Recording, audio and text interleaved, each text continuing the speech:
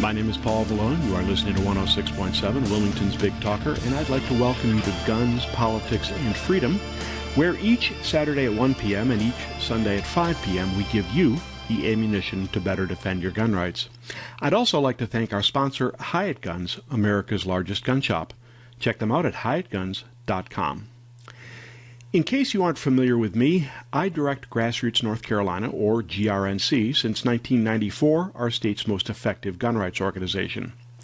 As its director, I was involved in drafting and passing our original concealed handgun law.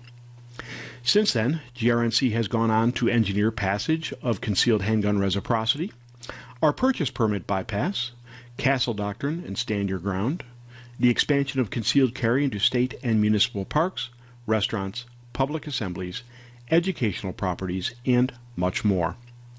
Grassroots North Carolina is exactly what the name implies, a grassroots collection of volunteers from all walks of life who share a common concern that our constitutionally guaranteed freedoms are being eroded. Check us out at grnc.org. That's grnc.org.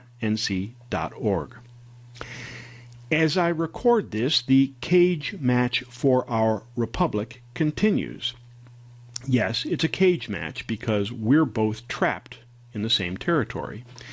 In other eras, at this point, the Pilgrims would have left in search of new lands to colonize, but unfortunately there are no new lands, so we must fight for our territory. At this point, the presidential race is still very much unresolved. It is entirely possible that we might be looking at President Joe Biden.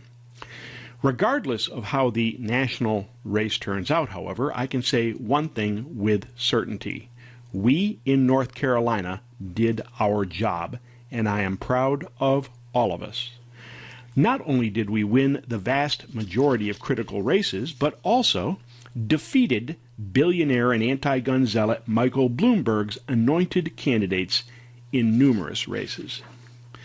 My organization, Grassroots North Carolina, threw everything we had at this election.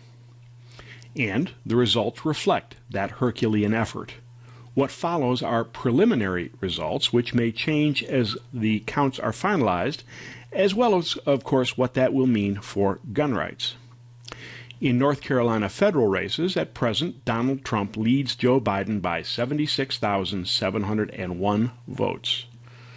Similarly, Republican Senator Thom Tillis leads Democrat challenger Cal Cunningham by 96,717 votes. With approximately 116,200 absentee ballots outstanding, that suggests that Tillis will return to the Senate and that Republicans may, and I say may, retain narrow control of the U.S. Senate. And we'll discuss more about why I say that may or may not be true later in the show. Cunningham, of course, has not yet conceded. The good news is that in a press conference, the North Carolina State Board of Elections said that they had counted all the ballots they had, suggesting that the absentee ballots might not have been returned. But of course, thanks to the leftist lawsuit, North Carolina law is being ignored, and ballots received up to November 12th will be counted, paving the way for all sorts of malfeasance. U.S. House races turned out exactly as redistricting predicted. Thanks to the lawsuits by Eric Holder and others, we lost 2 Republican seats in forced redistricting, but comfortably retained all other Republican incumbents. Better yet, we elected young conservative Madison Cawthorn in the open 11th District seat that was previously held by Mark Meadows when he defeated leftist step-on-their-necks Mo Davis. I call him that because you may recall that we made light of some of his tweets saying that the leftists should step on the necks of Republicans until they hear a crisp snap and then grind their heel. The downside is that vehemently anti-gun Deborah Ross, formerly of the North Carolina House, will go to Congress in one of the new districts drawn as the result of leftist litigation. Because, as you recall, Democrats prepped the battlefield for the election by having Eric Holder and his National Democratic Redistricting Commission sue in red states to overturn and redraw political districts to be more favorable to Democrats. In state-level races, our Political Action Committee, the GRNC Political Victory Fund, generally kicked tail. Now, in what was undeniably a difficult race, Dan Forest made a good run at Governor Roy Cooper, potentially positioning himself for 2024. But the bigger news was the lieutenant governor race, where Michael Bloomberg spent fully $2.5 million to defeat pro-gun Republican Mark Robinson, who gets, by the way, a GRNC 4-star evaluation. The people's will won over Bloomberg's money, and Mark Robinson will be lieutenant governor. Hopefully, Bloomy is not happy. Equally encouraging are judicial results, with North Carolina Supreme Court wins by Paul Newby, Phil Berger, and Tamara Berenger, suggesting that conservatives may control the North Carolina Supreme Court. As a note, as of this writing, Newby's lead for Chief Justice is only 3,742 votes, so cross your fingers. Similarly, GRNC PVF recommendations for North Carolina Court of Appeals made a clean sweep, with Republicans April Wood, Fred Grove, Chris Dillon, Jeff Carpenter, and Jefferson Griffin all winning their races. To give you an idea how important judicial races are, consider that North Carolina is now counting ballots for an additional 9 days in contravention of state law, thanks to a judge's decision. Also, good news was GRNC's success rate in the 34 focus districts into which we dumped hundreds of thousands of postcards, automated telephone alerts, emails, and Facebook ads. We won 27 of the 34 districts in which we were active.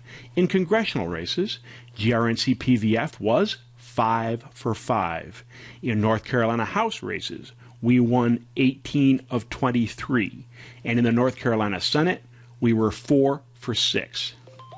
Most rewarding were the 7 races into which GRNC Super PAC, the Judicial Fairness Project, mailed against hardcore leftists who had signed the America's Goals pledge to defund police. Here, the good news is that we won in 5 of the 7 districts targeted, including taking out anti-gun incumbent representatives Sidney Batch, Ray Russell, and Christy Clark. But it gets better. Let's talk about Christy Clark, who we defeated in Mecklenburg County. She was an activist for Bloomberg's Moms Demand Action before she became a North Carolina House rep, and after she became a House rep, she was the main mover for gun control in the legislature. Bye-bye. Meanwhile, we successfully defended pro-gun representatives Larry Pittman, Jay Adams, Keith Kidwell, Jeffrey McNeely, John Hardister, and John Zoka, among others. We also took out anti-gun Representative Joe Sam Queen in western North Carolina, electing former Representative Mike Clampett, and installed pro-gun Aaron Perret to replace anti-gun leftist Sidney Batch in Wake County, which is surprising.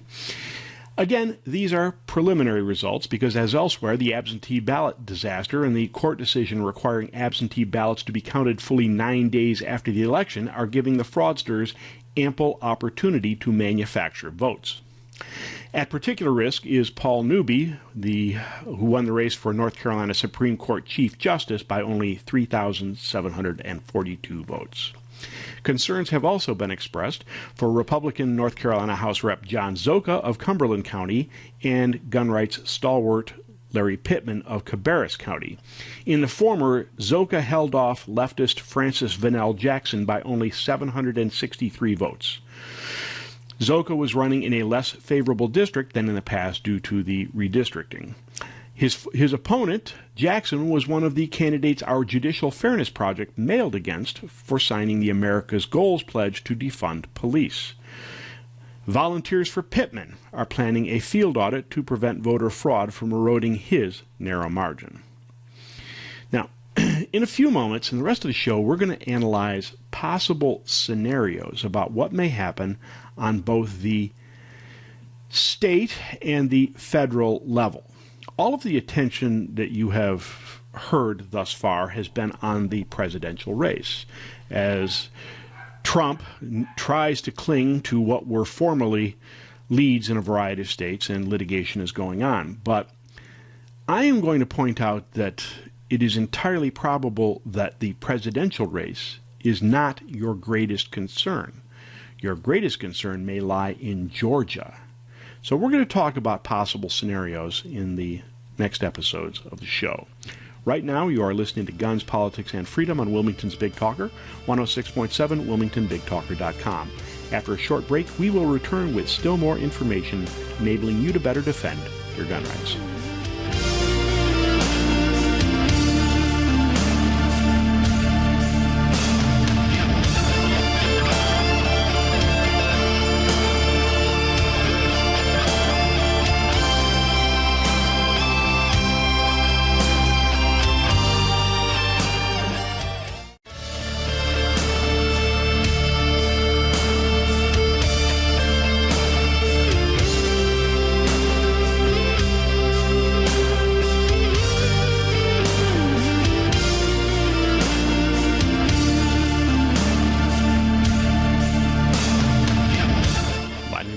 You are listening to Guns, Politics, and Freedom today on Wilmington's Big Talker, 106.7 WilmingtonBigTalker.com. Our show is sponsored by Hyatt Guns, America's largest gun shop. Check them out at HyattGuns.com. Welcome to Day 4 of the latest coup d'etat to depose the President of the United States. Unlike the previous efforts, this one just might work. The fix was in, of course. That isn't just about the Democrats manufacturing votes in Pennsylvania and Nevada and Michigan. It is about much more. When he assumed office, Donald Trump vowed to drain the swamp. And the swamp has responded with a vengeance. First, there was the Russia hoax, which, regardless of the vindication of Trump, left its mark in terms of voters who hate the president.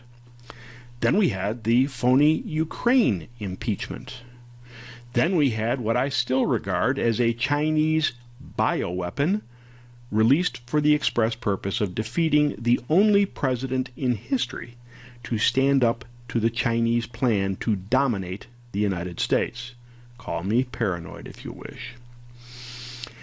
Remarkably, the myth continues to circulate, perpetuated by the Biden campaign, that Trump was somehow deficient in his response to the COVID pandemic, although neither Biden nor any of the other critics have said exactly what they would have done differently.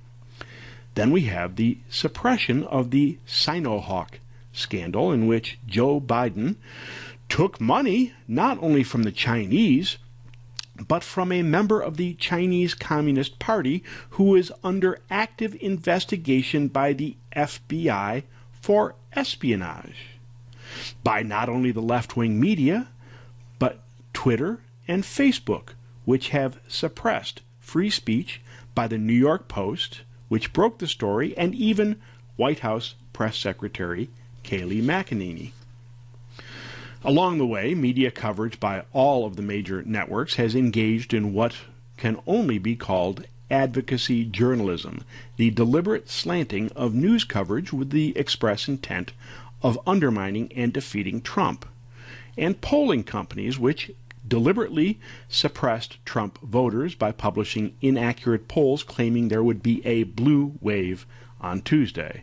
That would be the blue wave, which never materialized, as in fact Republicans gained seats in the U.S. House and appear likely to continue their control of the U.S. Senate. Again, we will talk about that more later. And now that all of that didn't quite succeed, the Democrat Party machine is busy manufacturing votes in Philadelphia and Michigan with the intent of denying Trump 270 electoral votes. I'm sure you can think of other examples of how the deep state did its best to defeat the president, but I have seen the product of its efforts firsthand. In addition to hundreds of thousands of mailings, automated telephone alerts, email alerts, and a highly effective video, our Political Action Committee ran Facebook ads for and against candidates in 35 races, up to and including the presidential race. These were very effective, at least judging by the response we got to them in commentary. I was shocked at what I discovered, though, namely that a large proportion of our state's population who commented on Facebook on our ads had no clue what was going on. No idea about what Biden is guilty of, no idea what public policy successes Trump has had. Worse, when we tried to educate them, they called us liars.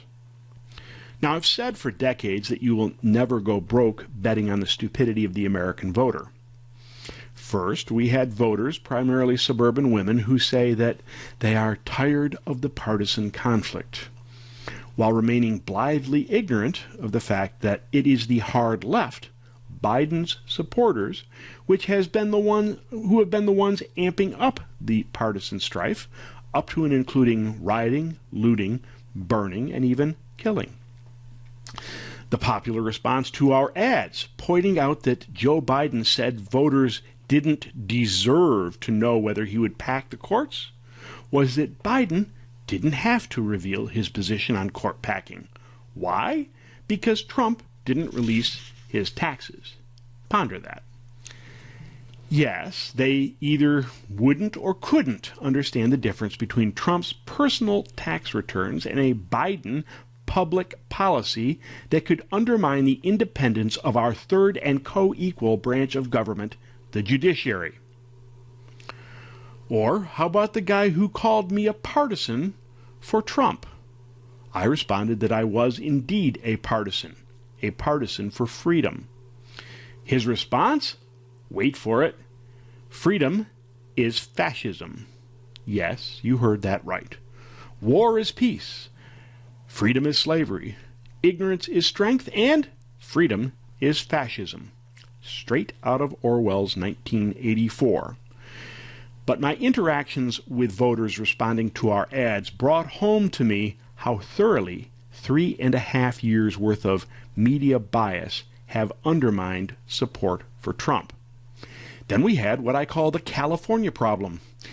And I'm here to tell you this one will not go away anytime soon. In fact, it is likely to get worse, and here is how it works.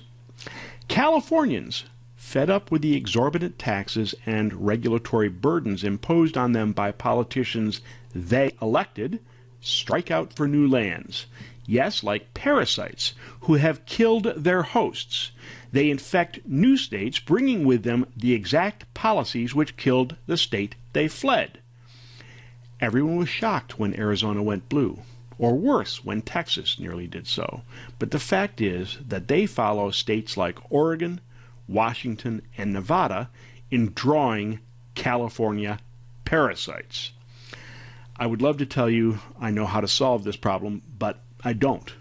But I can tell you what I say to people from New York or New Jersey or elsewhere who tell me they plan to move to North Carolina. I say, welcome to the free state of North Carolina. Don't try to make it like where you came from. As you know, the president is calling for recounts and challenging election results in Arizona, Pennsylvania, Michigan, Wisconsin, Georgia, and Nevada. Have I missed any? And I know what you're thinking. You've seen Rudy Giuliani complaining about the Democrat Party machine in Philadelphia and about election fixing. You've seen some cases where there may be dead people voting. You've seen some cases where maybe people that don't live in a state are voting. But somewhere in the back of your mind, you might be thinking, is Trump a sore loser? And you're hearing, of course, that the news are saying that recounts typically produce only a few hundred votes. Not enough to affect an election. The thing is, we aren't just talking about recounts, we're talking about fraud, something that may cause a difference of tens of thousands of votes. And I do have a question here. I listened to Chris Wallace on Fox say that they were reluctant to call states like, Nevada, because that would be enough electoral votes to cost Trump the election and elect Joe Biden. And I'm thinking to myself, calling an election by a a media outlet. Tell me, please, why that is an official election result. Since when did we anoint the media to tell us what the election results should be simply because of their estimates? I'm utterly perplexed by that. But anyways, in a moment we're going to take a short break. When we will return, we will discuss the progress of the recounts and the lawsuits being requested and filed by the Trump campaign. But we will also discuss, and this is perhaps the more important thing, the likely scenarios that will result on both state and federal levels if Trump is the winner, or perhaps if Trump is the loser, and what may cause the Republicans to retain or lose control of the United States Senate. As you will see, the attention being placed on the presidential race is perhaps misplaced. What I will posit is that the race really comes down to what happens in Georgia. Right now you're listening to Guns, Politics, and Freedom on Wilmington's Big Talker.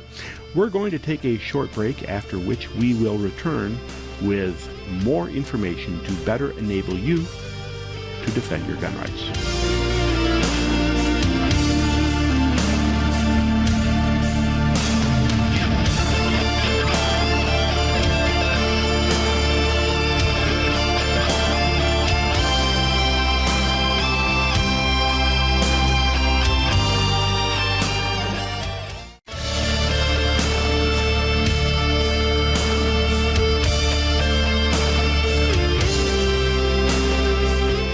My name is Paul Vallone. You are listening to Guns, Politics, and Freedom today on Wilmington's Big Talker, 106.7, wilmingtonbigtalker.com. Our show is sponsored by Hyatt Guns, America's largest gun shop. Check them out at hyattguns.com. As you know, the president is calling for recounts and challenging election results in Arizona, Pennsylvania, Michigan, Wisconsin, Georgia, and Nevada. I probably missed one in there somewhere. As an overview, in Pennsylvania, an appellate judge just ruled that Philadelphia must allow Trump poll watchers, closer than the 20 feet that had been enforced, preventing poll watchers from actually seeing ballots, as opposed to watching poll workers from a distance, which precludes seeing what they are actually doing. In fact, a court order issued Thursday granted the Trump team immediate access, albeit perhaps too late to make much of a difference. Oh, and did I forget to mention that as soon as the court order was issued in Pennsylvania, Allegheny County, home of Pittsburgh, immediately stopped counting for, of course, administrative reasons. And that once Trump's lawyers actually gained access to the counting center from the requisite distance of 6 feet, the election fixers of Philadelphia moved the counting operation to the unseen back of the building so they could still remain unmonitored. Because after all, it wouldn't be good for poll watchers to actually see the ballots they are tasked with watching, right? Which of course begs the question, what are they hiding? Don't believe the rhetoric about count every vote, because if they count illegal votes, fraudulent votes, that it is your vote which is being negated. Then in Georgia, a Trump campaign lawsuit alleges that in Chatham County, absentee ballots that arrived after the November 3rd 7 p.m. deadline may have been counted. A poll watcher claimed that a stack of unprocessed ballots appeared to be mixed in with properly cast and processed ballots, and that when he asked for the information, he was denied. According to Fox News, poll worker Sean Pumphrey said in a sworn affidavit that he saw a poll worker bring a stack of ballots out from the back room and place them on a table near bins of ballots that he believed had been properly processed. Not long after, he said, that stack of ballots was no longer on the table, and when he asked another poll worker what happened to them, And I quote, "She became agitated, removed her COVID mask, stated that ballots were not on the manifest and had to be individually processed and entered into the computer." She also told him that these ballots had been added to the other ballots and sent off to the County Board of Elections Annex. And the Epoch Times reports that in Fulton County, Georgia, poll watchers were told to leave before counting had ended. In Michigan, Trump campaign manager Bill Stepien said, and I quote, "President Trump's campaign has not been provided with meaningful access to numerous counting locations to observe the opening of ballots and the counting process as guaranteed by Michigan law. Specifically, ballots were encased in remote, unattended ballot boxes, and that Republican poll watchers were denied access to video surveillance, both of which are required by Michigan law." And in Nevada, the Trump campaign alleges that more than 10,000 votes were cast by people, reportedly largely casino workers, who no longer live in Nevada. Now, all of this is from the Trump campaign, which is undoubtedly biased, and of course these complaints will wind their way through the courts, potentially up to the Supreme Court. So what is the extent of voter fraud reporting from other sources? Well, it seems that in Michigan, Donald Trump missed electioneering to a critical demographic: the dead. Everybody talks about Democrats registering the dead, but I first became aware of it as being an immediate problem in Michigan when one of my volunteers forwarded a tweet from someone who found a particular example. Yeah, anybody can say anything on Twitter, of course, at least unless they're Donald Trump or the New York Post. But this guy gave a link to the Michigan Board of Elections, so I checked out in the voter registration for Mr. William Bradley, who did indeed vote absentee in the November 3rd election. The problem is that Mr. Bradley is 118 years old and died in 1984. And yes, I confirmed his birth date with the Board of Elections. Yeah, but that's just an anomaly, right? Well, not according to the online publication RedState.com.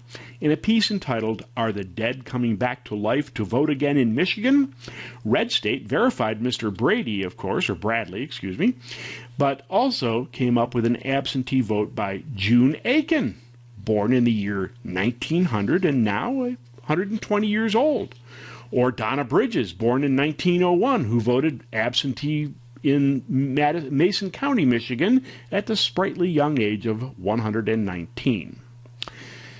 Then we have Detroit, where we have a video taken by Kelly Sorrell, a Texas lawyer and member of Lawyers for Trump, who saw videoed a white van that's seen parking in front of the vote counting center at 2:40 a.m. A box is taken out of the van and placed into a red wagon, which is then pulled inside the facility. Sorrell is raising alarms that the box may have been a ballot box that arrived long after all the ballots were expected to have been received by the counting facility. Other videos appear to show suitcases and coolers moving in and out of the secure area where mail-in ballots were being counted during a shift change at 4 a.m. Remember this because it will bear on something I bring up shortly. Then we have Traverse City, Michigan, where a U.S. Postal Service insider told Project Veritas, they do excellent work, by the way, Project Veritas, great organization.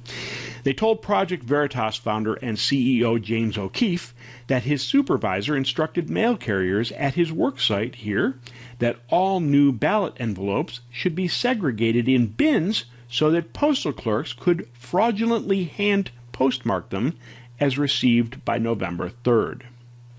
Now let's talk about Wisconsin, where people are very civic indeed. On Fox, I heard Ari Fleischer say that 89% of voters turned out in areas of Wisconsin. Not bad when you consider that the national voter turnout was a remarkably high 74%, and that typical elections see voter turnout as low as 25%. So I checked out Ari's claim, which the Wisconsin Elections Commission is calling a false statement. Well, not so fast, Bubba. The Sheboygan Press of Sheboygan, Wisconsin, reports that its county is indeed very civic, with over 90% voter turnout for Tuesday's presidential election.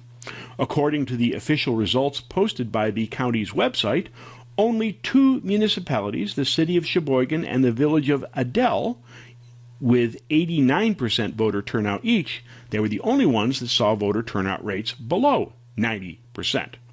One town, Russell, Wisconsin, this is truly a model of civic responsibility. Russell, Wisconsin saw a 101% voter turnout. You just can't make this stuff up.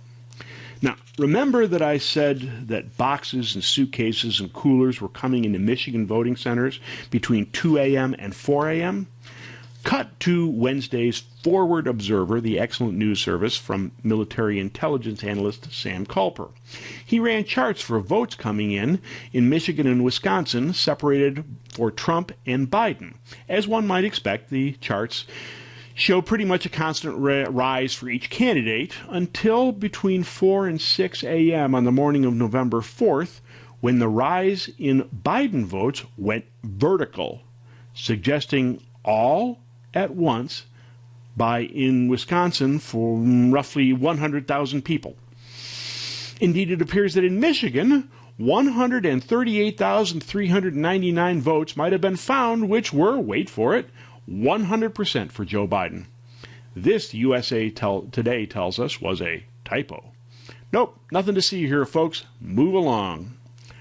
None of this deals with the prepping of the battlefield done by Democrat strategists before the election. Lawsuits getting courts to overturn laws legally passed by legislative bodies requiring postmark verification, signature matching, ballot deadlines, and more. These things will likely be dealt with by courts, up to and including the Supreme Court, which kicked them back before the election, but now might have to deal with them now that we have Amy Coney Barrett on the court. This makes the hanging Chad debacle of 2000 look like child's play, rather. Now, I don't know whether the voter fraud lawyers for Trump will find that anything that makes up the margin in the critical states, but regardless, this level of voter fraud needs to be brought to light and something needs to be done. This needs to be the beginning of the end for the deep state. You're listening to Guns, Politics, and Freedom on Wilmington's Big Talker. After a break, we will return with still more critical information enabling you to better defend your gun rights.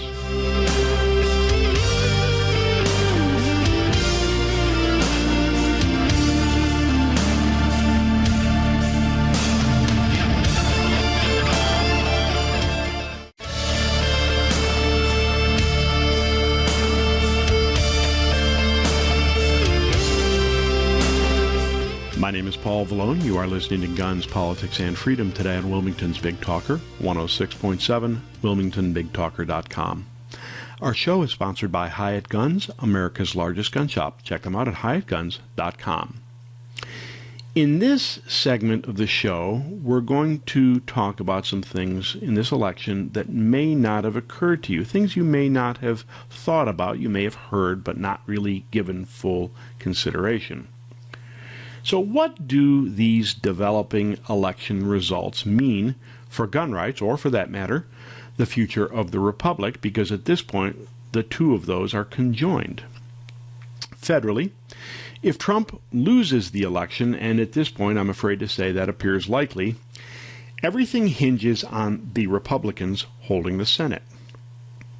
All the media and anybody else wants to talk about is the presidential election. But allow me to tell you why they are all wrong. The conventional wisdom is that Democrats need 4 seats to win control of the United States Senate. The races typically cited were Thom Tillis here in North Carolina, Susan Collins in Maine, Cory Gardner in Colorado, and Martha McSally in Arizona. Unfortunately, the conventional wisdom is wrong. Presuming Trump loses, the magic number is not 4, it is 3, and here is why. If Biden wins and the Senate is split 50-50, then Kamala Harris will be the deciding vote, giving effective control of the Senate to the Democrats. Now, so far, The leftists have gotten only Gardner and McSally, replacing McSally with Mark Kelly, I'm afraid to say, and that's Gabby Gifford's husband and a gun ban advocate of the first order, but we'll save that for later. We here in North Carolina, saved Thom Tillis. You can thank me now, Tom. And the resounding victory by Susan Collins in Maine proved that reports of her death are greatly exaggerated. Moreover, Republicans picked up a seat in Alabama when Republican opponent Tommy Tuberville beat Democrat incumbent Doug Jones. So, it all falls to Georgia. Georgia has a law requiring a runoff for any election in which the winner fails to garner 50% of the vote. Now, in one Georgia Senate race, Democrat Raphael Warnock won 32.8% of the vote and will go into a runoff against Republican Senator Kelly Loeffler, who trailed him with 26%. Loeffler was appointed to the Senate last year to fill a seat left vacant when her predecessor retired. In a runoff, the odds are that Loeffler will lose to Warnock, making the Senate 51-49, but still under Republican control. The problem is that Georgia's other Senate race, which is also up this year, where Republican David Perdue is now falling just short of 50% of the vote in his battle against Democrat Jon Ossoff and, of course, Shane Hazel from the Libertarian Party, with 98% of the votes counted. The Libertarian Party is proving to be quite a vote spoiler in many of these races. I have had this debate online with Libertarians and Constitutional Party candidates who typically garner about 1 to 1.5% of large either statewide or national races, and in this case are acting as a vote spoiler. The Constitutional Party candidate here in North Carolina, I told him he very nearly cost us control of the United States Senate by bleeding 1.3% of the vote from Thom Tillis. But fortunately, it was not quite enough to defeat Tillis, and I believe Tillis will withstand the vote count still underway. So that means we have 2 runoffs for the Senate in Georgia, and if Republicans lose both, the Senate becomes 50-50 and control goes to the Democrats. So let's run some scenarios to see what will play out. First, in North Carolina, likely more of the same. With Republicans controlling both chambers, Democrats won't be able to get committee hearings for their gun control bills. And by the way, one happy byproduct of taking out Christy Clark is that who by the way was the leading gun control advocate in the North Carolina House, the happy byproduct is that her peers might not have such a taste for gun control. And at the same time, Republicans can pass pro-gun legislation, but Cooper will veto it, and Republicans don't have enough votes to override the vetoes. The net result will largely be a stalemate, which is pretty much what we've had. Although I can assure you that won't stop us from trying to pass much-needed legislation to first repeal our Jim Crow-era pistol purchase permit law, which Sheriff Gerald Baker in Wake County has been using to hamstring gun buyers, and also to reform our concealed handgun permit system, which is allowing Baker and other sheriffs to similarly delay concealed handgun permit issuance.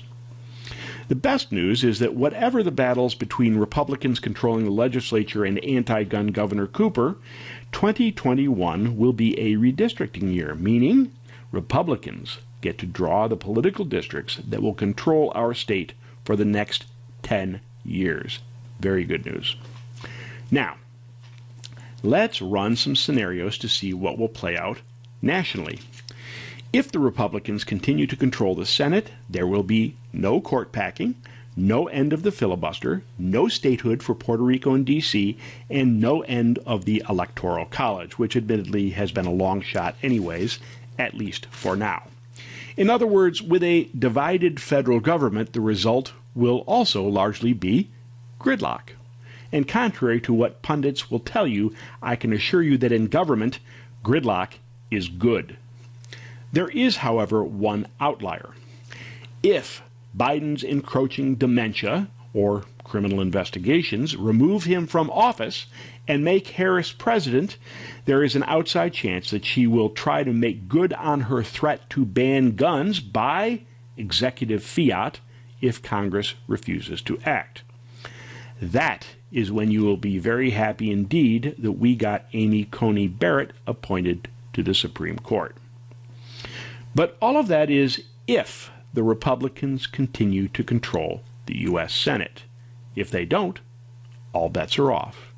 And we might well be looking at the end of our republic as we know it.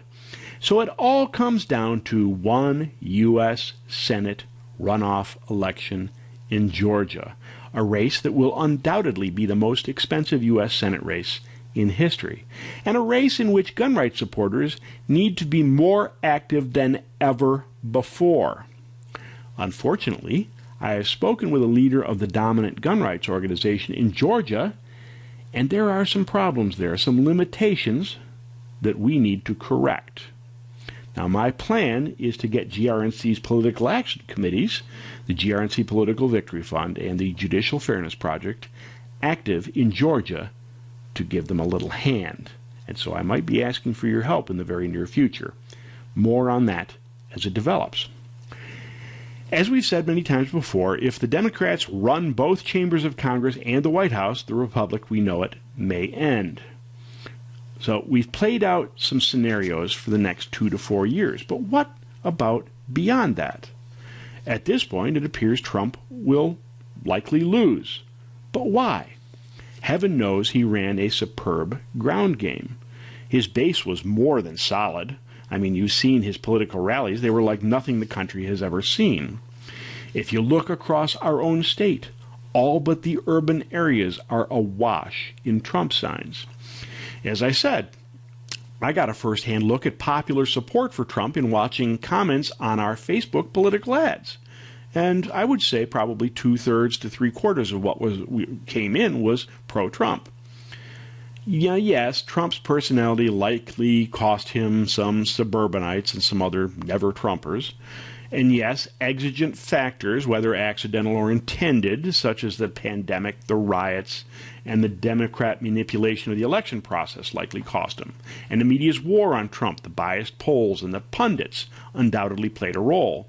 But beyond even the vote stealing of Democrats in places like Philadelphia and at least half of the states now in, Trump lost a nearly uniform 2%.